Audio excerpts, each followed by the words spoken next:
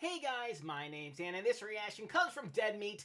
This is Outlast Kill Count Games, and I am very excited for this because this game is legendary within the survival horror community. And being that I am a survival horror fan in the gaming world, this is right up my alley. I cannot wait to see just how many kills that Zoran counts and just how entertaining he's going to make this, because he always makes every video he's in a lot of fun.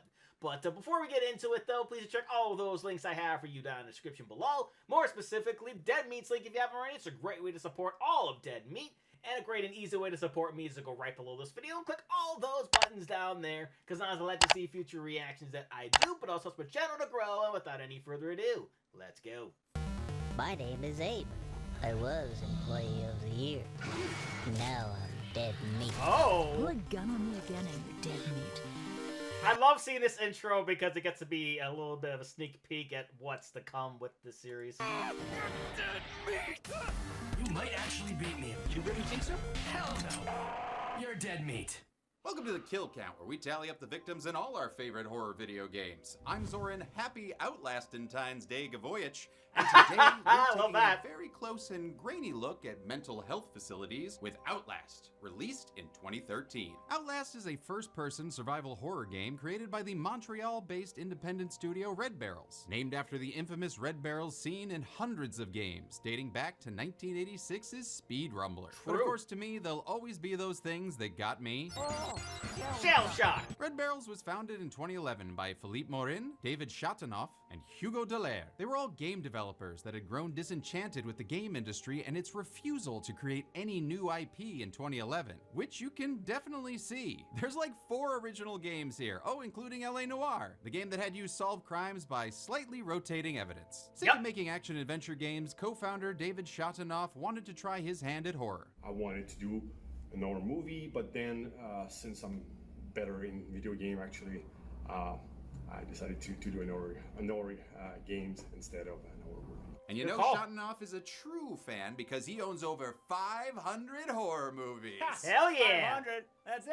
I got like 600, 700, might be up to 800 by now. Come on, James! Let's all just put our horror dicks away.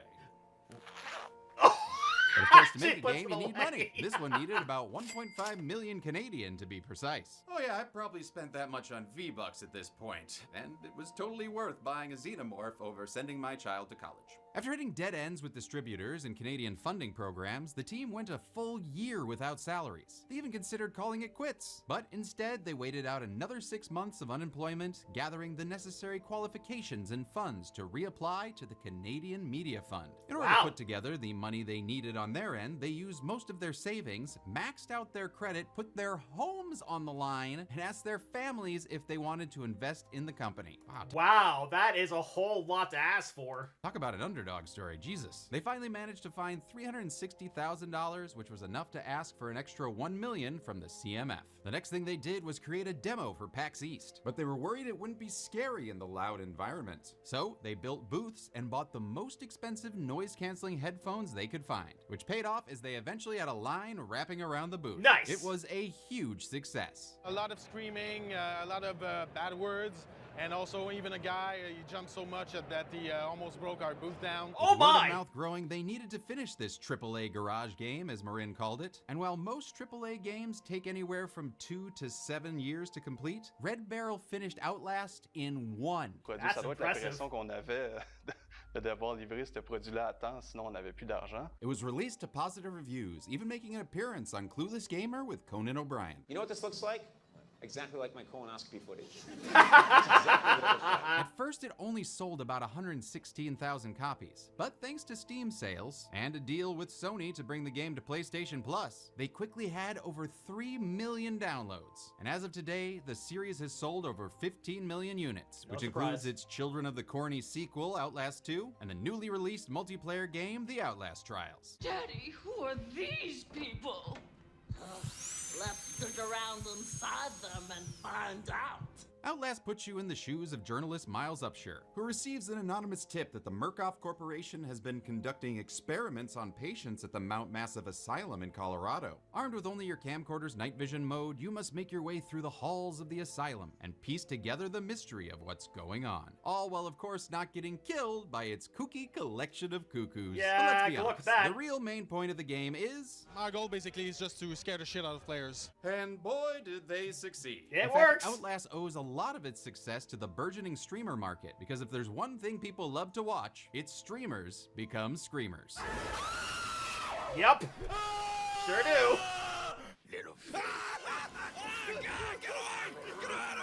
Personally, I never did finish the game when I first played it back in my Chicago days. But Oh. of course, when I was playing it at that point, I was under the influence of some hallucinogens. But I'm sure this time, I'm gonna be able to get through it just fine. Hey, Okay. have you seen my Molly water? Uh-oh. Uh-oh. No, the water for Molly. Oh, God, you made me drink dog water? I didn't make you do shit. You wrote this shit.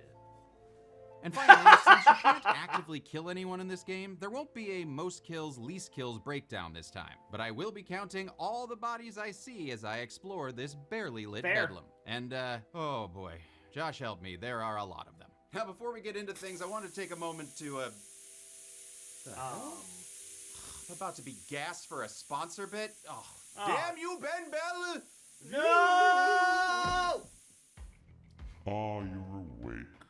So nice of you to join us, Mr. Voyage. Oh, what do you want from me? My Graboid collection?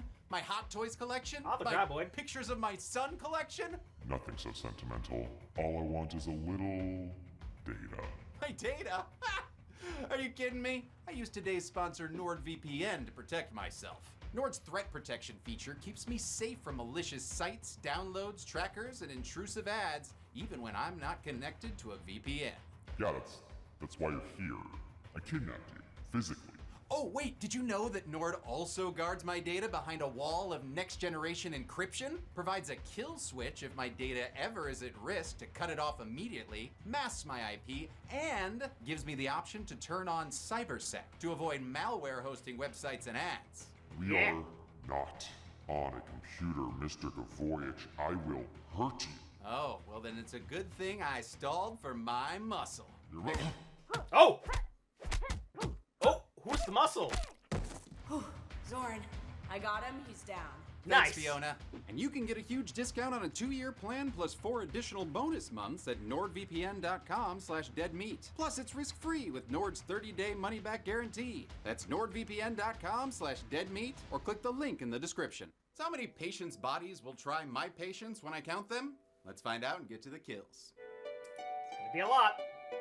The game begins with a warning. Outlast contains intense violence, gore, graphic sexual content, and strong language.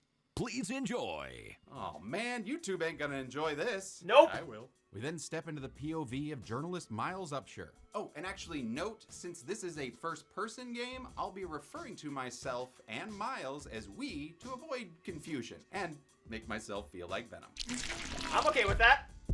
We're on our way to Mount Massive Asylum to investigate an anonymous tip about the shadowy Murkoff Corporation and some illegal experimentation on the patients there, as is told to us in the first of many, many documents you're going to collect during the game. And much like Resident Evil, these documents help piece together the story of what the hell is actually happening in this game. This first one's entitled Whistleblower and ties directly into the DLC that was released in 2014. In that spin-off, you play as Wayland Park, a software engineer for Murkoff that sent this email to Miles after much deliberation on whether he should push X or not. He did, and thus, game. And for those wondering, I will not be counting kills for the Whistleblower DLC, because that is a separate story, and also, I refuse to do this to the Dead Meat team! Oh my god! Oh no. I've My never played apologies it. to Eddie Gluskin. Maybe I'll get you next time. We grab a camcorder from the Okay. front seat, modeled after a Sony HDR CX550V Handycam, but with the non-lawsuit worthy brand Spatlin. A made-up brand modeler and environmental artist Patrice Cote puts in his games as a signature. This camera is your best friend in the game. And maybe more. I'm implying he fucks the camera. As Yes, his night vision I got function that. is the only way to see in the pitch dark halls of Mount Massive. The night vision aspect of the game was something Red Barrels wanted from the start, originally drawing inspiration from an Aphex Twin music video called Rubber Johnny, which is just so disturbing. It's so weird.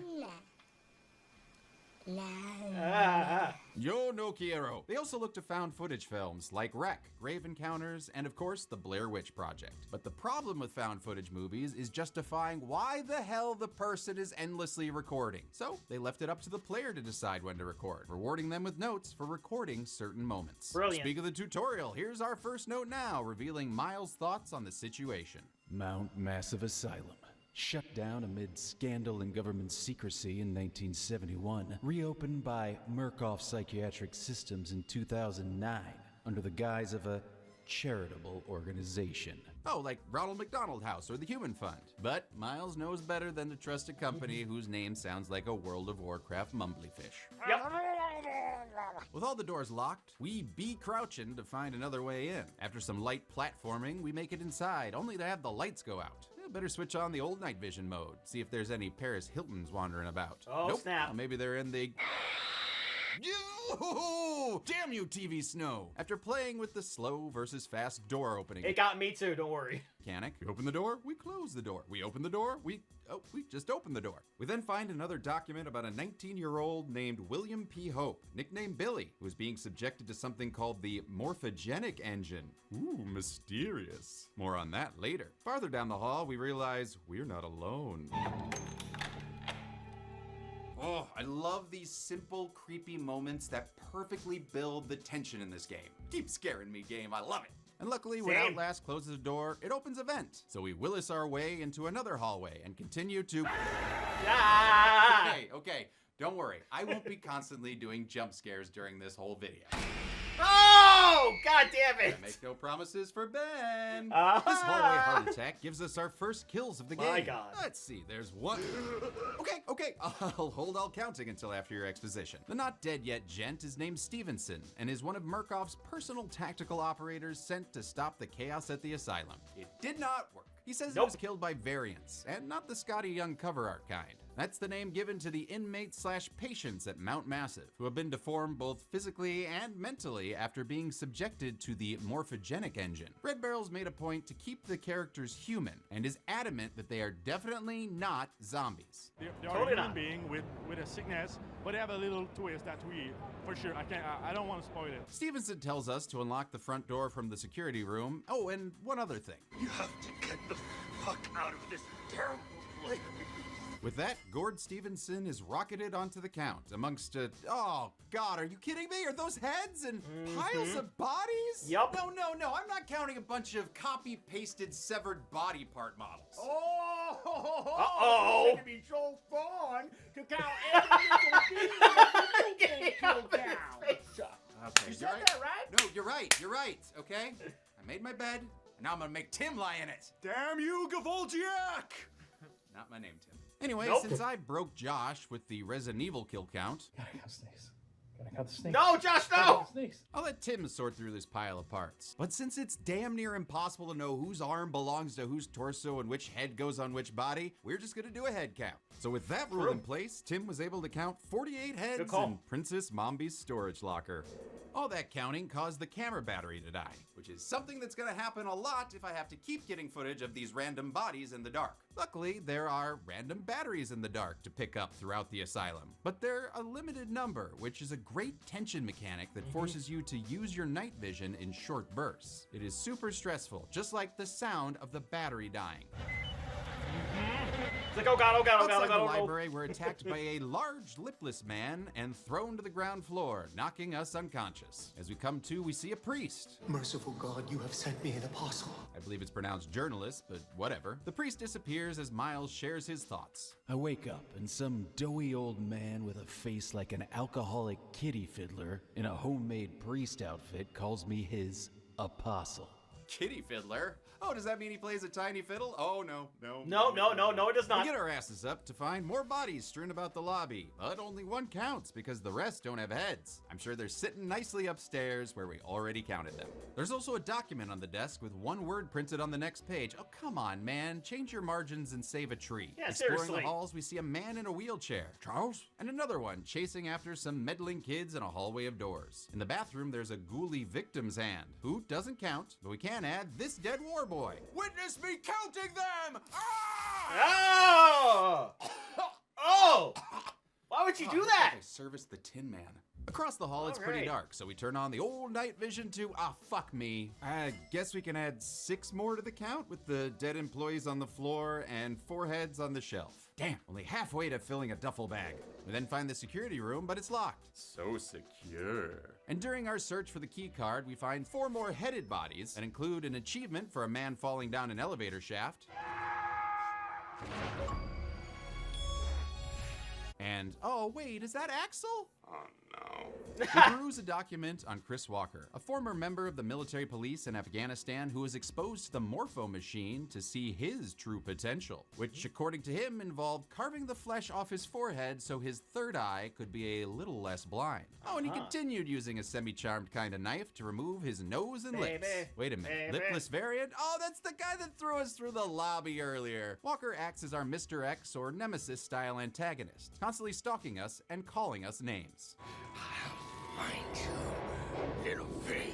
This big bad wolf in little clothing is Outlast's unofficial mascot, appearing in early promo images with his forehead skin still intact. This uncircumcised version of Chris is one of the many iterations he went through. As the only character Red Barrels could afford to do concept art for, the original idea for his mutation was inspired by a mix of Harlequin ichthyosis and fibrodysplasia, a rare bone disease where parts of your bone structure fuse together that they used to give him a peg leg. Yarr! However, that design wasn't intimidating enough, so they made him bigger and added military equipment and gear. For the face, they wanted to give more of an animalistic, predatory tone. They were inspired by the moray eel and its beady eyes and crazy teeth. The strap, holding the mouth, was an idea left over from his stay at the morphogenic engine, where they force-feed you with tubes. After a few more iterations, this was basically the version seen at the PAX East demo, but he still felt too much like a superhero. So, character modeler Marc-Antoine Sencol decided to make him, quote, a gigantic, crazy, fat psycho, removing the 90s X-Men pouches and even bringing back a bit of the scarring Harlequin cracks from the original concept art, giving us his final form and earning him the nickname Strong Fat. Oh, now I get my shirt. This is little pigs right on my nipples. We make our way past a lazy Deadpool variant and find 3 guys just watching a show. Hey, what you watching, boys? Oh, blood splattered static. You Cool. Waiting for the HBO logo to appear, or? I think so. I'm just gonna change the channel. Oh, Frasier! Yeah. You know, you're the tossed salad and scrambled eggs he's talking about. Eventually, we get the key card from a sleepy, messy ketchup boy. Oh, nope, he's a dead, messy ketchup boy. Very dead. And heading back to security, we pass that lazy... Whoa, not lazy. I'm sorry. You're very productive. Not at all. You could build a shed. What? We fight off the patient who crawls into a fetal position, God, letting that's us such a good know scare. that these people are kind of just victims here. It's honestly unnerving and depressing and adds a surprising amount of humanity and depth to the game, which I love. Well done, Red Barrels. Opening the security room, we find another dead guard and a note on the wall saying they lie, which I assume is talking about people who say they've never peed in a pool. We try accessing the Unix system. but that problematic priest has cut the power. Emergency lights and a message from the text god in the sky tell us to hide in the locker and don't try to fight. However, the original concept for the game did involve fighting back. The main character was going to be one of Murkoff's mercs, sent in to secure the facility with limited ammo and night vision goggles. But to make the game more terrifying, they lost the gun and switched the goggles to a camera. We're approaching it like the camcorder is the gun. Oh, I'd rather have the gun! I'd No! rather have the gun! This non-combat approach was also inspired by the team's love for Amnesia: The Dark Descent. You know, the game that launched 1,000 Milky Ways. Oh shit! Sure did. Finally, they believed that making their main character a reporter meant that they'd naturally be non-combative. Yeah, guess they never met Gale Weathers. Nope. We acquiesce to the core mechanic of the game as Chris Walker bursts in. Miles even writes a little note about it. Mind if I add something? Will you kill me? Yes/no. No. Perfect. We then leave the note in our locker and sneak off to gym class. Heading downstairs to turn on the generator, we find a document referencing MK Ultra. MK Ultra was a real CIA program that went from 1953 to 1973. It was designed to develop procedures that could be used during interrogations to force confessions through brainwashing and psychological torture. Of course, the program was a gross violation of individual rights and an example of the CIA's abuse of power. This document is an actual excerpt referencing a hypnotic homicide procedure where a woman was hypnotized into murdering someone with a fake pistol. Oh of my course, God. the names were changed to protect the original patient, Jane Spencer. Yikes. I must kill Frank Drebin. In order to start the generator, we need to find 2 gas pumps and a breaker in the pitch-black, waterlogged basement. We stumble around our surroundings, ignoring the headless predator trophies, and oh, what's this? Fragile. Huh, must be Italian. And this is where I actually stopped playing the game back in 2013, as this inmate that stalks you kept killing me in the dark. But this time, As he without does. being on hallucinogens, I was able to die 3 times. Okay, well, that's just on me. And no, you're not on hallucinogens. You did see a graphic for player deaths, as I'll be counting those this time around to see which one deserves the Royal Reload Award at the end. You know, if you could actually see anything here. So dark. Eventually, It we is evade the very inmate, dark. restart the generator, and see some what I assume were red barrels? Actually, there are purposely no red barrels in this game, as can be seen in a fun Easter egg later, where a blue barrel is labeled not a red barrel. Oh, that's a good joke. We get back to the security room where we're drugged by God. Actually, it's by the priest who won't let us leave. There is so much yet for you to witness. And he's referring to his invisible god, the Wall Rider. And unlike mainstream religion, he immediately shows us proof of its existence when the Wall Rider kills 4 mercenaries as seen on the Hellman brand security monitor. Whew, mayonnaise and security tapes. What can't that company do?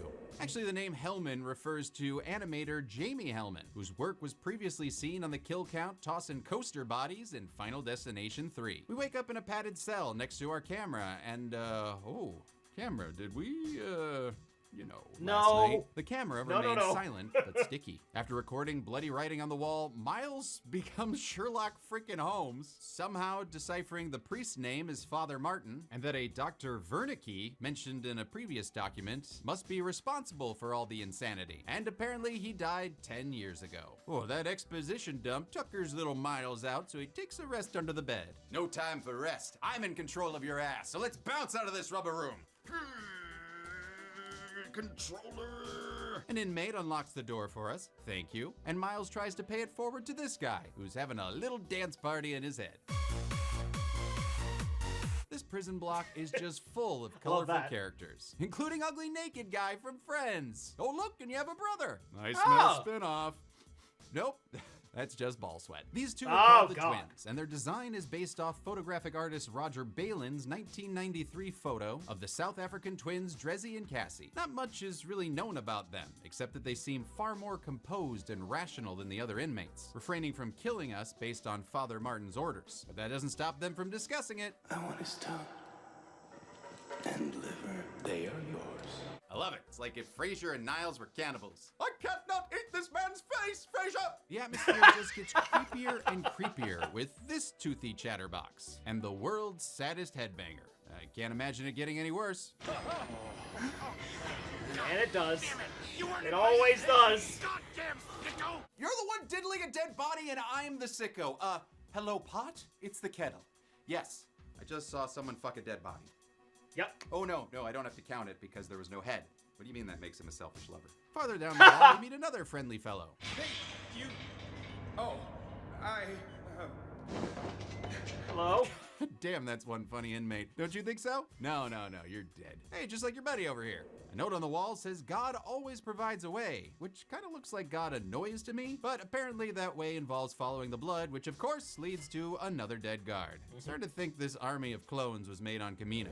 Another inmate has some words of wisdom for us. If you say so, buddy. Miles go down the hole. I remember that being so unsettling. And And what new and exciting things await us down here? Oh, good. Another dead guard. You know what? Tell Tanwi this is not her best work. An inmate so crazy that he's in this prison's prison makes us think some supernatural things might be going on. They weren't experiments. They were rituals. A conjuring. Oh no, we don't need any more entries in that cinematic universe. No thanks. Moving right along, then see an inmate beating a dead guard, who might as well be a dead horse at this point. I'd like you to stay quiet. Well, if you love quiet, you're gonna love Raycon's new noise isolation feature. Oh, Again, no, sorry, no. more sponsor ads, I get it. After No. a quick game of Chase Me, Chase Me, we run into the Coxie twins, as well as another dead guard. Hey, did you boys kill this nice man? Yeah, we did. Okay, as long as you're not gonna eat us. His tongue and his liver. Yours.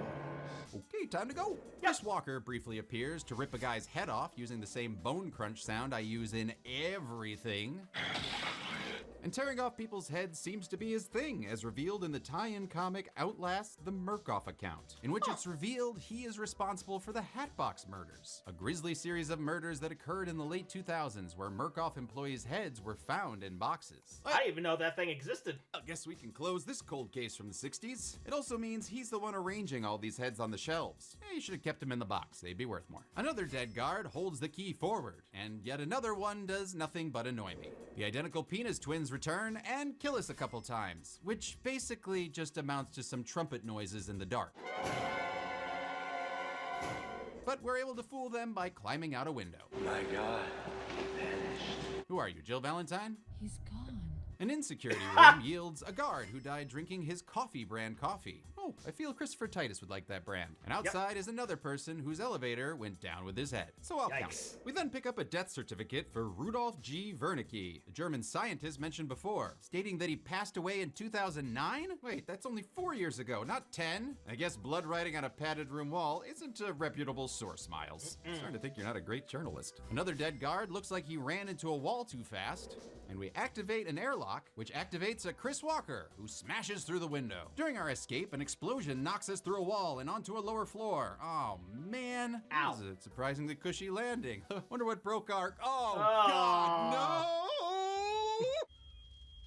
It's fine. Yep, everything's fine. Tim? After wasting so many precious batteries on every angle of this body pile, we see about 13 heads throughout it somewhere. Just trust me, it's fine. Okay, all right. Time to celebrate our counting by, getting killed by Chris Walker. I hate those trumpets. We hide from Walker, but can't hide from another body and head. Ooh, yeah, better stay out of this room, Megan Halsey. You look a little frisky. After an intense chase scene, we're able to escape the meaty paws of Walker Mental Deranger, unlike this guy we saw Walker kill earlier. And Miles mentions that he heard Walker muttering about containment and security protocols. What if he's not the problem? What if he's trying to fix it? In fact, it's strongly believed that after being subjected to the morphogenic engine, Walker fell back on his military police training and is conducting his own investigation through torture-based interrogation, which would explain the strung-up bodies. One piece of advice, maybe ask the questions before you pop off their heads. Yeah, maybe. Just a suggestion. This guy in a straitjacket and board shorts follows us around like a puppy until he eventually starts shaking. Ooh, should we get him a jacket of the non-straight variety? No? Well, on the upper floor, an inmate tries to hug us, but instead gets pushed to his death.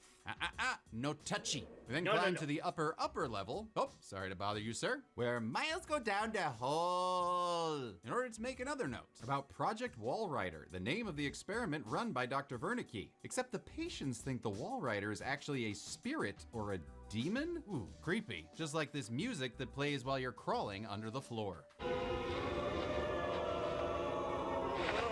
This is a good time to mention the score done by composer Samuel Laflamme, who said the team at Red Barrels wanted the score to be something contemporary and disturbing, in the genre of Dmitri Shostakovich or Krzysztof Penderecki. Basically just... something that can disturb you. To add to this game's production value, he recorded a full orchestra and worked on creating tension through specific instrumentations. In fact, during a percussion session, he discovered a sound like a human scream. It was created by a cymbal and a violin bow, and it sounds like a human scream.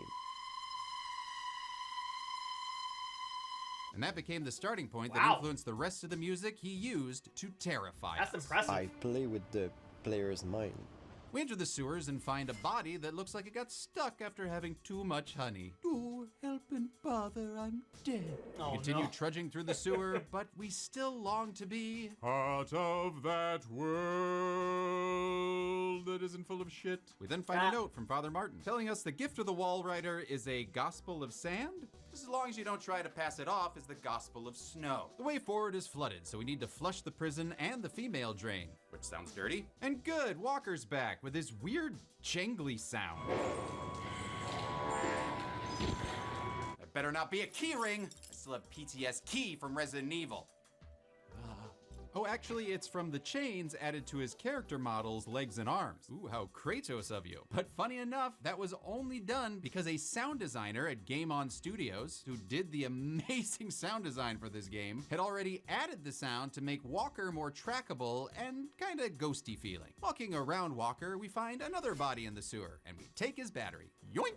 And after a cheap death by Walker, we evade him and jump down the newly drained hole. Use the ladder, just like Joel from The Last of Us does all the time. We do and are rewarded with a hanging body and a couple more bodies in a river of slime. No, oh, wait, that's poop. A river of poop. We climb another ladder and... Hello there.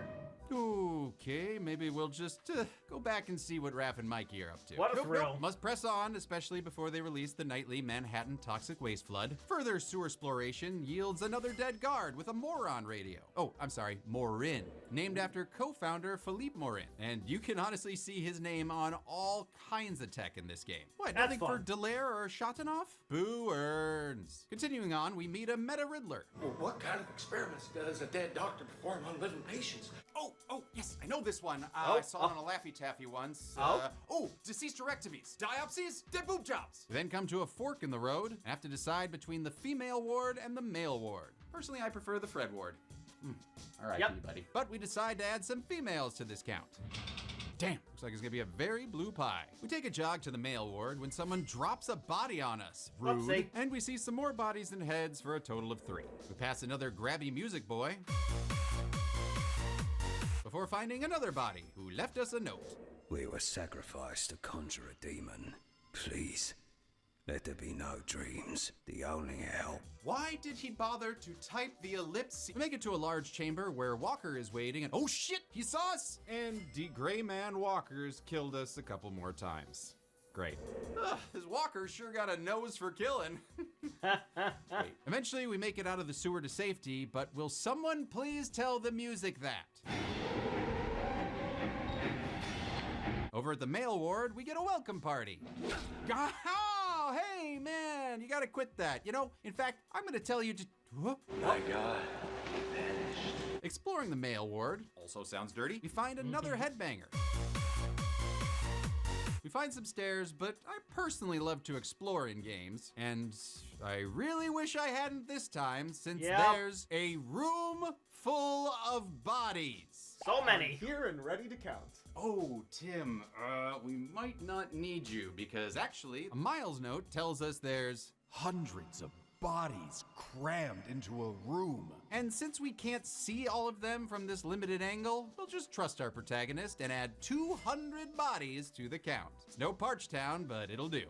Sorry to bring you all the way out here for nothing, Tim. That's all right. I'm happy to be the new Josh. Yeah! New Josh smell. A note on the wall has an odd version order for the first, second, and third bases. And after some more hallway hustling, we eventually get to a hospital room with a stripped to the bone body. Oh, but where's the head? Over here? No, that's just Auntie. Oh, there it is. Hello. A status report from a man named Rick Traeger says that he couldn't save this guy because he's new to the whole doctor thing. This is probably because Rick Traeger was the head of business development for the Murkoff Corporation before getting forcefully committed after an HR incident led him to drugging an investigator, raping and impregnating a coworker, and then stabbing said coworker multiple times. It's all in the comic. Unless, of course, it's Crawford's comic that I just printed out and put this thing on. That's what I did. This note also got a pretty big laugh out of me when he said, anywho. And though his methods of downsizing by killing 80 people might not be the best plan, it certainly taught him a couple things. Well, I can say with absolute certainty that a person can't live without kidneys. Yeah, I hope I get to meet this guy sometime. I like the cut of his gibberish. But instead, we meet a guard tied to a chair, and there's no way to free him as 2 inmates break down the door and kill us. Oh, tell our camera we loved her. We tried to save him again, but running around in endless circles did nothing except earn us more trumpets, so we moved on, only to jump to our deaths. Ugh, Alfred Molina had just thrown me the whip. The chase scene continues past another half body with its mouth covered so it can't endlessly cry for brains. And we finally make it to a dumbwaiter. Quick, get in the dumbwaiter if you want to live. Well, sounds friendly enough. And with no maid named Dora to contend with, we climb in. I mean, what's the worst that could... Oh, no. happen? I was going to say happen. Yeah. This is the infamous Richard Rick Traeger in his variant form with his ripped off hair that happened from a paper shredder incident. Read the comic. Seriously, it is free on their website. Traeger says we must be the priest's witness and straps us into a wheelchair, taking us to my favorite moment in the game. You know, I love the mountain air up here at night. You want to head out and take a stroll? Go ahead, I'll wait here. Go on, run free. I'm in no hurry. No? All right. Nose to the grindstone, I like that. The tragedy of being so close to freedom juxtaposed against Traeger's comedic delivery is both just hilarious and deeply depressing. Big shout out to voice actor Alex Ivanovich for his amazing work here, as well as his time as Cosmo the dog in the underrated Guardians of the Galaxy game. I love that game. Traeger takes us to some kind of surgery room, just casually chatting with us and revealing he's pantsless behind that apron. I knew I liked this guy's style. No pants! Traeger grabs a pair of bone shears Bring it from back the that urinal. bit. Oh, come on, that can't be sanitary. Which he uses to cut off our index and wedding ring fingers before slapping us and then just kind of leaving. Weird. Why did he... Yup. Oh god, no, we have to get out of here. He's gonna take our balls, and without those, Manscaped will never sponsor us again. No! The joystick wiggle frees us from the chair and our lunch. We go outside to meet a Dr. Decker cosplayer who has made it to all 3 bases with Traeger. He starts screaming, which brings in the preppy doctor, who kills us by decapitation. Well, at least that's a new one. On second go around, we hide under the bed and witness Traeger stab his patient. Oh, no, that is not good bedside manner, sir. It is then not. Traeger and his tight like a tiger tush manages to kill us one more time with his pee-pee shears, before we're able to escape to the elevator, which needs a key. Of course it does. Why would it not? This leads to another search through multiple rooms filled with some dead and some live patients and some dead then alive patients. Okay, you know what? Let me just count these kills and... Nope, not yet. Okay, all right. Maybe this time I'll... Nope. Nope. How about... And...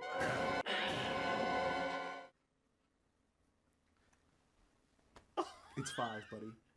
Thank you, Tim. Let's add 5 patients to the kills and 5 deaths for us before we never speak of this section of the game again. We take a moment to recenter ourselves by staring at Joey Tribbiani's fake rain window. All by myself. Then continue searching for the elevator key. Oh, there it is. If I've learned anything from years of video gaming, it's that when you grab the item you need, that's when you're attacked.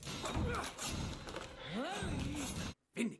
After a bit of kiting and just running, we get back to the elevator to use the key. But Traeger says, "Hold the door!" and attacks us, before eventually going to that big business meeting in the sky. I'll miss you for your comedy, and less so for your Mangala menstruations. Oh, and look, Miles even has his own joke to add to this kill. How to make Traeger juice. Step 1, squeeze. Okay, that's not related to the situation at all. And you, killed a tree for those 2 lines. You got anything better? A butt zoom? Yeah, okay, that's always funny. Plus dem apples would make a fine snapple. See, I related it to the juice. That's comedy. Yeah, we that meet is up with comedy. Father Martin again. Meet me outside. How? I guess it's back to wandering aimlessly and body counting. Oh, here we go. Doot-doot-to-doo, dead guard I see. Doot-doot-to-dee, gonna have a pee. All right, Shake it once, shake it twice, shake it 3 times. All right, now we're just playing with ourselves. We find a cafeteria on fire, which was started by a surprisingly lucid patient. Turned us into these things because nobody cares about a few forgotten lunatics. So let it burn. Burn the whole goddamn thing down.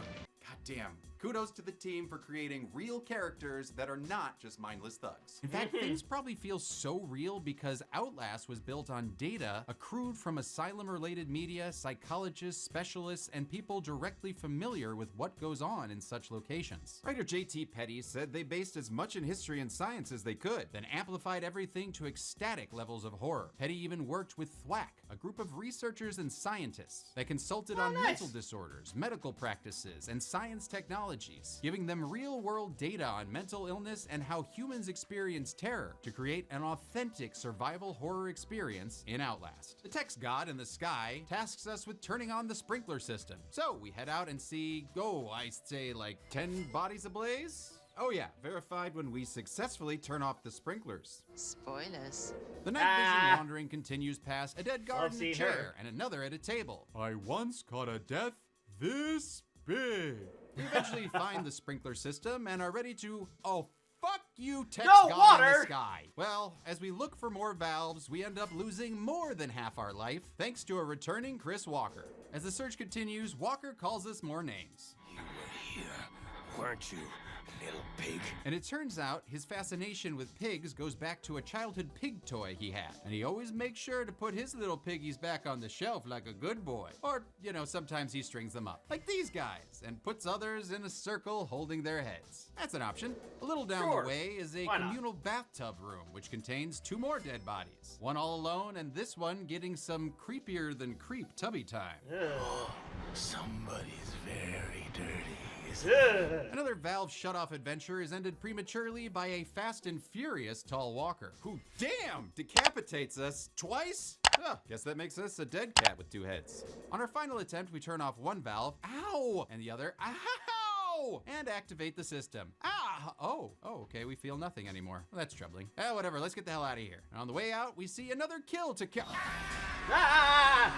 Stop it! We have to count these kills. All right.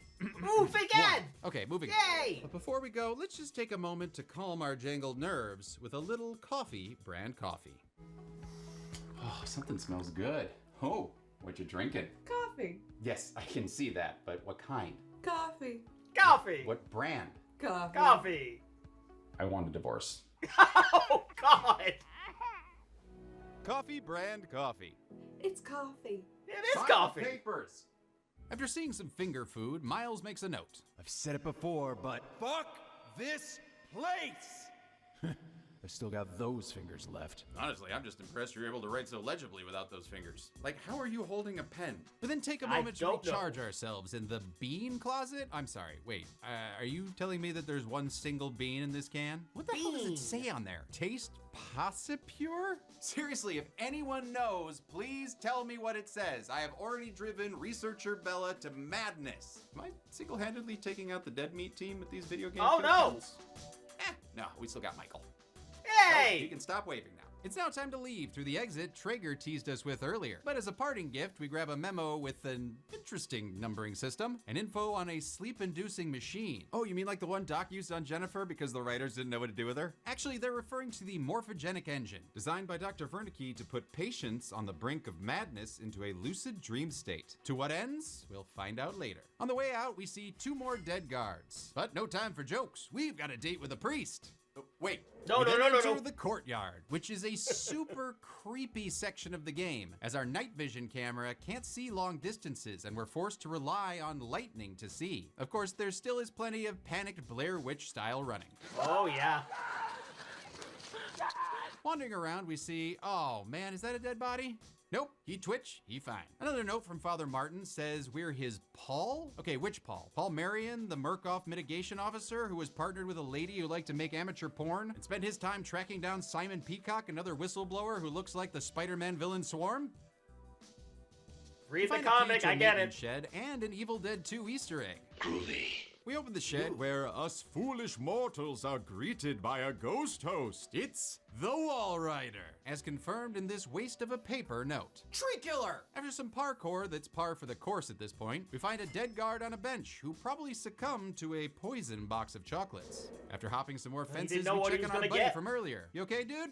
Great, don't be a hero and drive home, man. We then see 3 more dead bodies. Forrest Gump's on a killing spree. Oh, and our good buddy Chris Walker, who chases us into a hole. On our way to the female ward, we see an itchy, less tasty fountain, where it looks like the cast of Friends was massacred. So no one told you you were gonna die this way.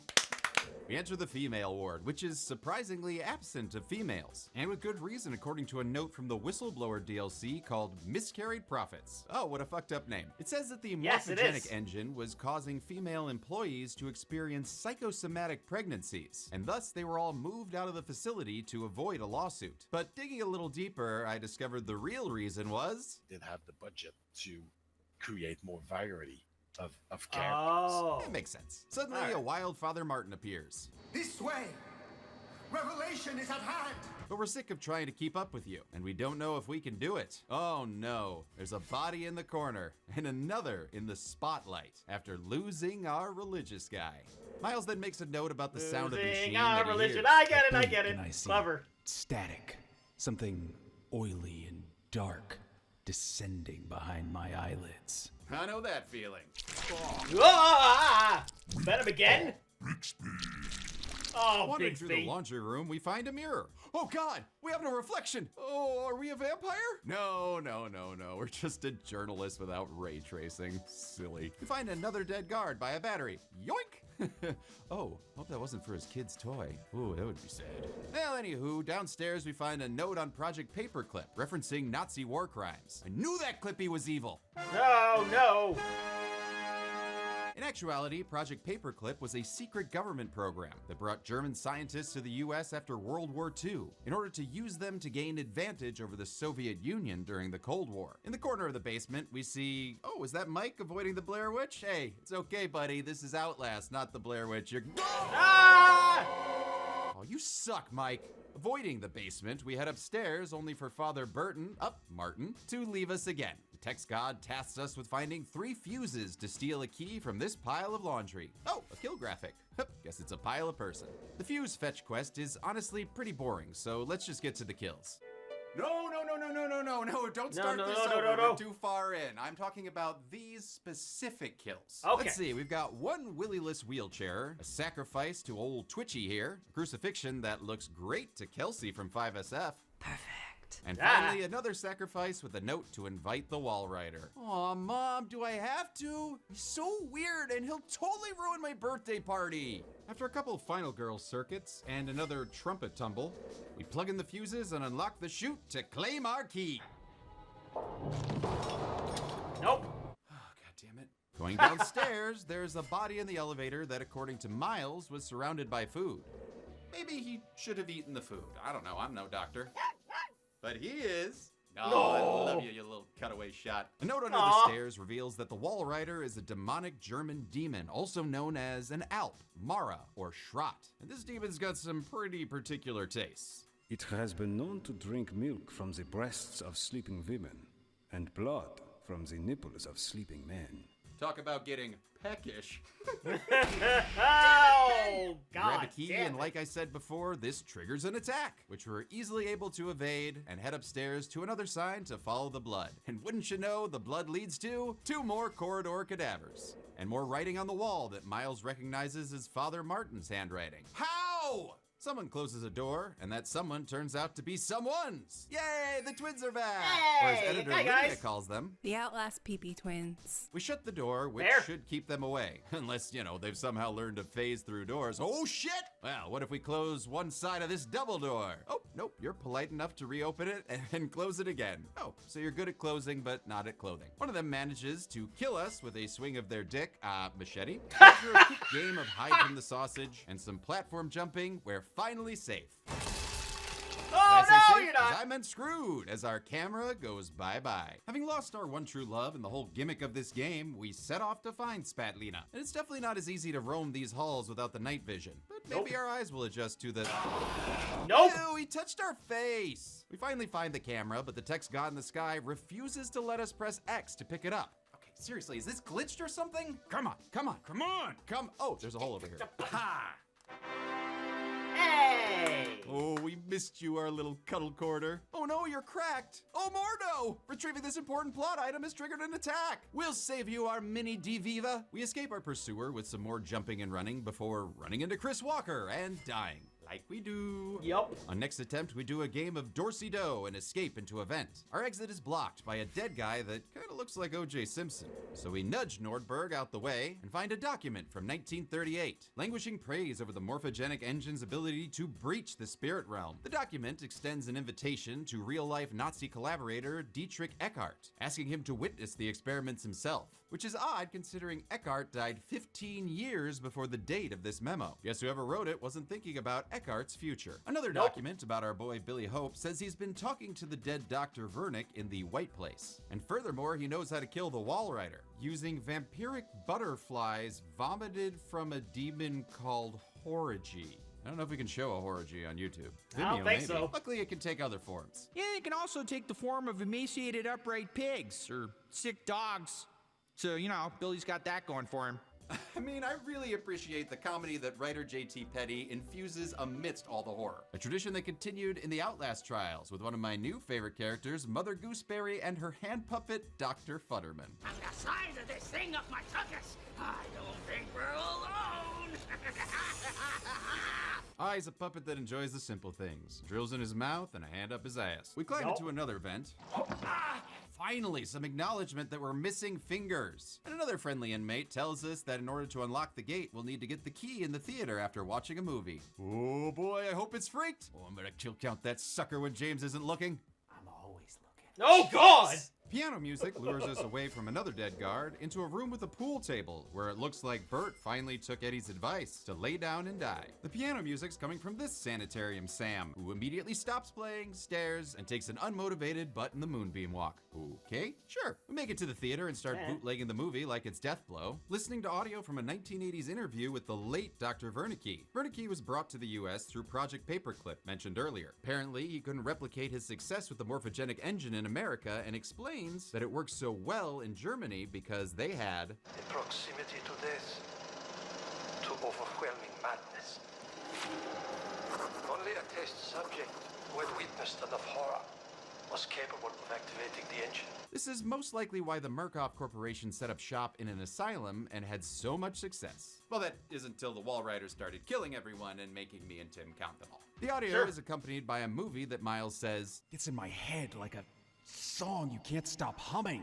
Oh, like the Bluey theme. It also includes Rorschach-esque images that Miles says look like insects and surgery wounds. But I just see a graboid mouth in my mother. Hi, Mom. I also see 15 bodies who probably died after a showing of Meet the Spartans. And yes, death is a mercy compared to the works of Jason Friedberg and Aaron Seltzer. Wow. Down the hall, an inmate hides in a shot. locker, but refuses to come out and tell us a "you can't do that on television" style joke. So we move on to a note about flesh-eating bacteria. And make sure to wash your hands to avoid it. Honestly, I love the response. Really? I fucking quit. We find the projector booth, but a man tells us, no one gets to see the projectionist. Not no way, not no how. Well, the projectionist is dead anyway, so who cares? We just need that key. A little ledge climb gets us the key, so we head back to the locked gate to... Oh yeah, penis! Hey, the Kool-Aid Man meat has returned to chase us around and one-hit kill us. I honestly can't believe they haven't found any clothes yet. If they had enough livers and tongues, they could make a suit of clothes out of them, and then they would have something to wear. They want to make tongue pants. This time around, we're ready for them. Oh look, there's a kill we missed. Good thing we reloaded. Wouldn't want to miss the opportunity to count another body. We evade our nudist pursuist and make it to the gate where his twinsy is just kind of standing there scratching his head. Well, it's better than him scratching other very visible parts. Yes, Upstairs, we find the elevator. All right, time to get out of here. No! The main goal is to make the player suffer. And suffer we shall as another key quest finds more bean. What does that say? And a pensive, silhouetted man, considering all the choices in his life that have led him to this exact moment. Also, he's not wearing pants. I feel like this game was made for me. We see another man praying to TV static like he's Carol Ann. And he's not alone, as all the other inmates are doing their bedtime prayers. Bless mommy and daddy, and fuck Dr. Wernicke for unleashing this hellscape of death and torment upon us. Amen. We head into the church and see the twins again. Hey, buddies! What's this? Push X to clothe? Oh, no, clothes. Thank goodness. Never change, you two. If you got it, flaunt it. Some truly epic music plays as we enter the church and see Father Martin crucified in front of a group of inmates pray crying. Unfortunately, the music is so loud I can't actually hear what the priest is saying. And there's no music, sound effects, voice mix in the options screen, so I guess I'll just make something up. And all I ask is that you do not at any point light me on fire. That's exactly the last thing that I would want.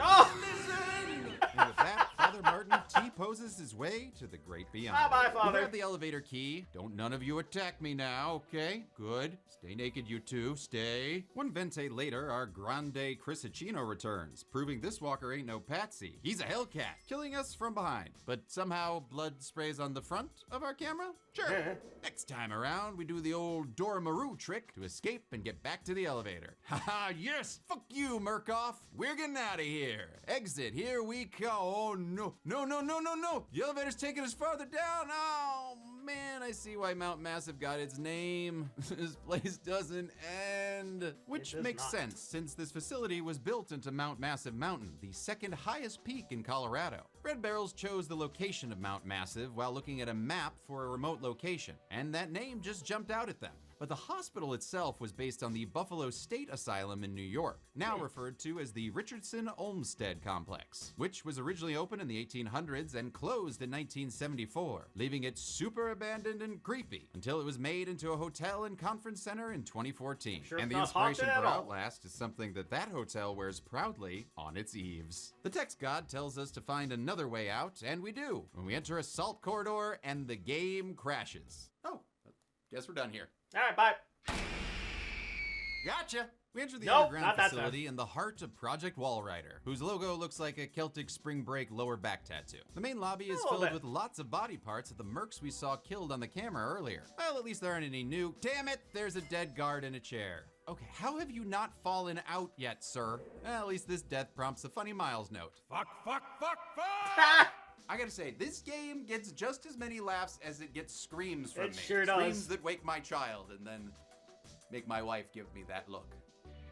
Guess that one, honey. Exploring farther along, we find a lot of body parts and a post-mortem note that mentions a guard who killed a patient. But we don't count notes here, just heads. Like this one, and these two that actually managed to keep theirs. We get another glimpse of freedom through a window. Wait, aren't we underground? No, well, we take a left at some legs and see an exit. But the wall rider says we ain't going nowhere, and promptly murders us a couple more times. Ooh, one of which blows us up like we were Josh getting a Dragon Dash order. Neat. The wall rider's appearance has triggered a lockdown of all the exits, so we run like goddamn bastards, back the way we came, only to have our good times ended by non-Jimmy Walker. He tosses us aside, but before he can kill us for the umpteenth time, the wall rider attacks him, throwing him around like a ragdoll physics engine before entering his body and shoving him into a vent that somehow shreds him to pieces. Oh, that's it? Miles, any thoughts on the death of your nemesis? You've escaped one hell, Chris Walker. God help me, but I somehow hope you didn't find another.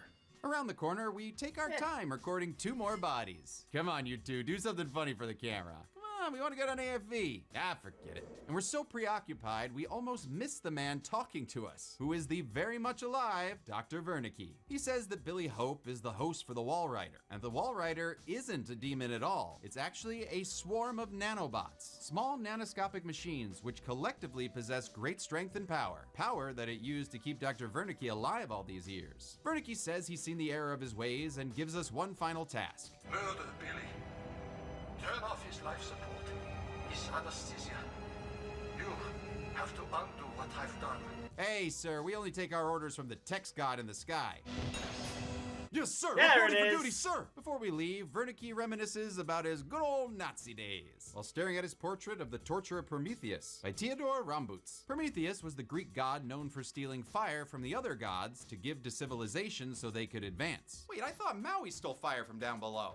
Disney lies. Ah! Prometheus was eventually caught, made mortal, and punished by having an eagle eat his liver every day for, like, forever. Vertice most likely sees himself as a modern-day Prometheus, who is now facing his punishment after giving the morphogenic engine and its nanites to Murkoff. Oh, and if he's Prometheus, does that mean we can kill him and get the Rage of the Titan super move like Kratos? 'Cause Yeah! I would fucking love to finally fight something in this game. As he continues True. prattling on, we slowly back away and then run the hell out of there. We then find 2 more bodies in the bathroom and a body and 2 heads in the cafeteria. I'm gonna say that this B block deserves a D rating from the health inspector. Aha. I gotta say, searching for a nanite-infused boy to murder is thirsty work. So let's stop for some cola with the greatest slogan, drink it. What? $1.75 for generic brand? Oh, no, no, no, no, no. I only pay 75 cents for my Jewel brand Red Pop. Around the corner, the Wall Rider returns. But don't worry, we're safe in this room after closing the door. Oh, shit. Nope, not quite. After wall riding with death 3 more times, we finally prove to be as elusive as Robert Denby, escaping to an airlock and finding 2 more bodies along the way. Status report, Bishop? Dead. The Wall Rider stares at us through the airlock, looking like a bald Jackie Estacado, before turning into a boosted Skelly. In the next room, we find a couple more bodies. Sure, because this place is just lousy with them, I tells ya. There's also a note telling us not to worship the swarm, a concept writer J.T. Petty was very interested in. In fact, he based a lot of the story on the intersection of science and mysticism that developed in the mid-20th century. The sort of post-Jungian psychological theories getting mixed up with satanic spiritualism and developing computer intelligence, which honestly is a fascinating juxtaposition that is further explored in Outlast 2. And now we finally make it to Vertice's mighty morphogenic engine. Miles has some thoughts. The assembler, the feed chambers, the precursor molecules. Vague memories of nanotechnology articles I've read online. Probably drunk. Why are you reading nanotech articles when you're drunk? Dude, can you just play Fortnite and fall asleep on a burrito like the rest of us? Yeah, like that. I love scotch. On the machine, we find a note on how not to kill Billy that we will of course use to kill Billy. We then see the boy all weapon X'd up, and Miles takes a moment to insult him. He ought to be 23 years old. He looks like at least 50 years of rough road. Hey, don't be a dick, Miles. After finally reaching battery capacity in our pockets, we find a Morpho fanboy trying to get a good look at the machine. And behind him, we can see... Oh, come on, man. Get out of the way. We're trying to count kills here. All right, we see, one body. Okay, better get on with the task of butchering Billy and... Oh, God, we have no reflection. We're a vampire. Oh, no. Oh, right. No ray tracing. The blood ball does look really tasty, though. Yeah. No, in the life support fluid reservoir, a collection of words I never thought I'd say together, we find the shutoff valve. And since Miles' morals aren't a problem anymore, he's ready to enter the murderverse. They sent me to kill, so of course I'm gonna kill. We shut off the valve, but the text god ain't done with us yet, sending us to cut off Billy's electrical supply. And the Wall Rider is not a fan of that plan. It chases us into the sub-generator room where we climb the longest stairs in the world. Okay, tell me when we get to level 20, because I'm gonna throw up. Another airlock keeps the Wall Rider out and scraping at the door. And since it looks like we lost the smoke monster for now, we're able to read the final document of the game, Billy's permission to proceed. It explains that Billy was manipulated into agreeing to the morphogenic engine experiment, when Murkoff said they'd take care of his mother Tiffany with a large payoff, since she'd actually been suing Murkoff. However, this horrifyingly clinical guided cardiac arrest term makes me believe they actually killed her. But then again, according to the comics, Billy's mother was alive and actually sold her son to Murkoff in order to buy some super expensive Swarovski figurines. And when the Billy Rider found this out, whoo, yeah, they killed Tiffany. I don't know what to believe anymore. Oh, my comic. We turn off the generator and race back to finish the job. Ooh, but missed the jump and are, caught by the Wall Rider. Hey, thanks, man. Oh, you asshole! Screw you for dropping me!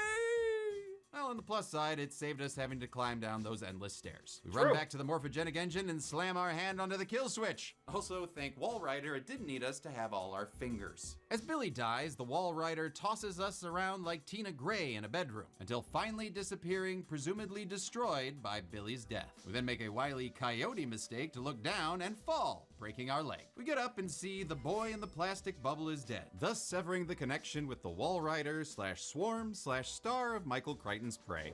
The text god then gives us one final directive. Or maybe it's just a movie recommendation? I don't know. We hobble our way to the exit where we're greeted by Dr. Wernicke and a bunch of hunky boys. Hey guys, how are... Are you kidding me? The character we've been playing this whole game is murdered in cold blood? We don't get to start over like the 35 other times this happened? No, I guess not. There's a kill graphic and everything. It sure is. Bye, Miles. Yeah, it's a bummer of a Rogue One ending, but after the screen fades to black, by Dr. Wernicke and a bunch of hunky boys. Hey guys, how hell was that? Hold on. Future games, I'm gonna add him to the count. Screen fades to black. There we do get a new hope. You have become the whole. Wait, hold on. Bedroom until finally. Not. There's a kill graphic and everything. Damn. Bye, Miles. Yeah, it's a bummer of a Rogue One ending, but after the screen fades to black, we do get a new hope. You have become the host. What is that thing?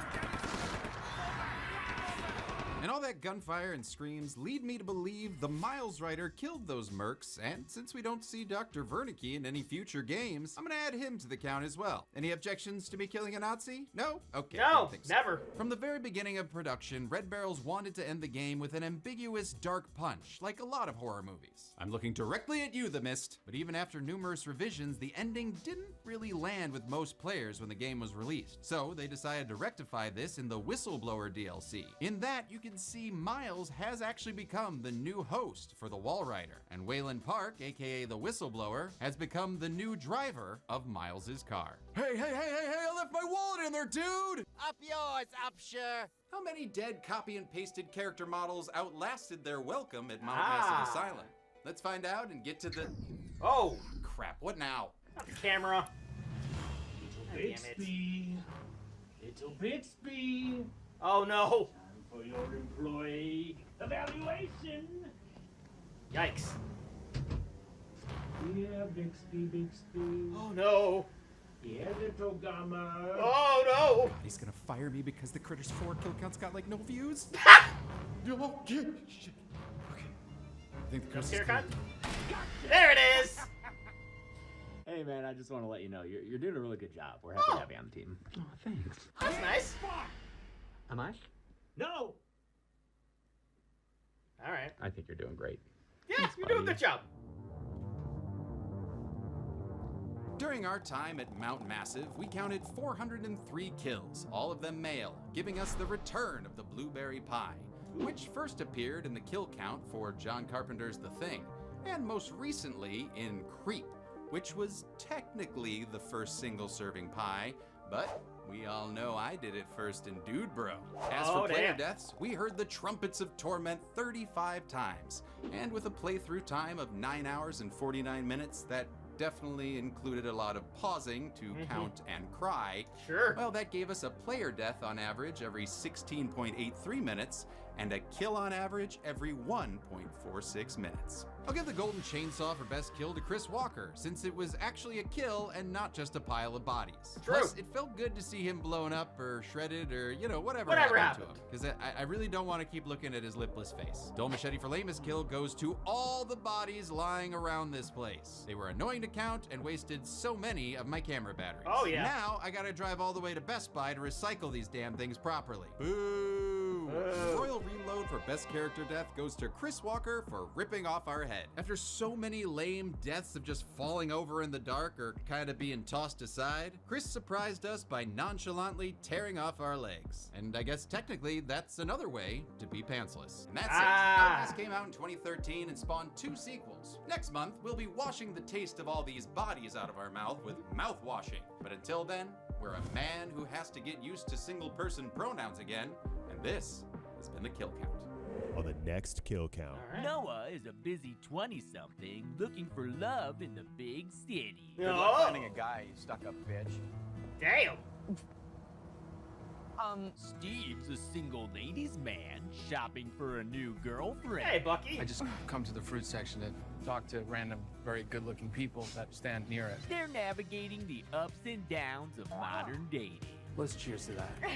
But together, they just might find a new lease on love. I met a cool guy. Get that date!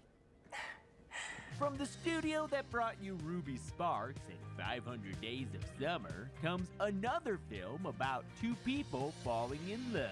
It's a straight girl's fantasy come true, right? And that's totally all this movie is. Just a fun rom-com about the perfect man. Maybe it'll be a surprise. Where's the twist? Starring Daisy Edgar Jones, I'm just gonna go for it. Sebastian Stan, I'm not gonna text you, but I'll really want to. and a lot of dance montages. I think we should dance. What? This week, we stock on aisle romance with Fresh. Fuck it, why not? Then on Friday, swipe right on the kill count, only on Dead Meat. That was terrible. Was kind of terrible. Fresh can currently be watched on the pictured streaming platform. Oh, well, okay. I was waiting for a twist there, but it never came, and I've never seen this movie, so I don't really know what else is happening outside of that whole bit there. So that should be interesting to see when I actually finally watch this movie, what actually happens, if there's any other twists, or that really is what we're getting. But as far as this game's concerned, again, as I said at the very beginning, this game is legendary. I absolutely love it so much, even though it took so many times me dying, and I do mean just endless amounts of times of dying over and over and over and over and over. It was absolutely brutal, but the way the whole thing was put together, just everything just felt so intense, and I did decide to play with my headphones, so it made it that much more immersive, which is I cannot stress enough. If you're going to play a survival horror game or anything where like little noises are supposed to scare you, I cannot recommend that enough. It just makes the experience so much better. It makes you feel so much more involved in the game. It's just too perfect for me. But so that's going to do it for me here. Comment down below. Let me know, what did you think about Outlast? Please leave a like if you enjoyed it. Check out those links I have for you down in the description below. Then lastly, and most importantly, I want to give a huge shout out to all my $5 now supporters on Patreon. Luchador, Cruising, Wolverine 310, Multi-Sturb 666, Kester Cronus, Joshi, Chris Curtis, Am Perry, Foss Coffany, Misa 2, Flea Street Vicomp, Songbird 177, Sophie the Sunset Girl, Inca Linquist, NB Cardinal, and Thardarwin. And if you too like to have a shout out and in each and every one of my videos, please head on over to patreon.com/EdenReactor for more. And I'll see you guys next time.